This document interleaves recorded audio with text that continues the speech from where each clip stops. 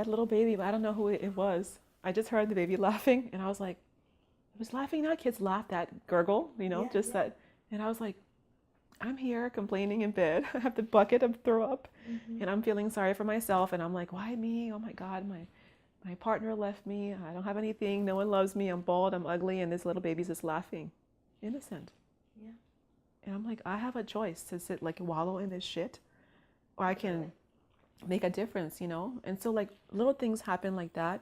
And then also my grandmother was going through, she was 93 years old at the time, and 94, and she was going through, she was having a series of strokes, and at some point we had to have her hospitalized.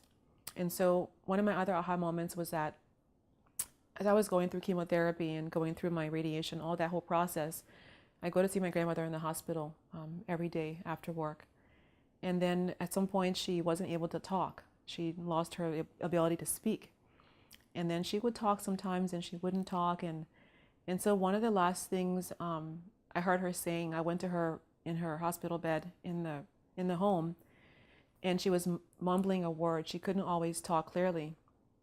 And I said, Grandma, what are you saying? And she very faintly breathed, I'm telling God, thank you for my blessings. I'm telling God, thank you for my blessings.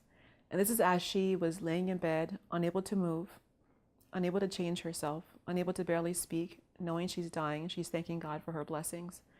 And so my grandmother's grace through her transition and her ability to thank God for the time she'd had was so powerful for me, because whether you have 10 years, 20 years, 15 years, 32 years, I think there's so much grace in being able to be thankful for what you've had. And if you live your life where you're thanking God as you're living it in the moment, that when that time comes, you'll regret the sunshine, you'll regret the birds, the rainbows and friends and flowers, but you won't regret having lived your life.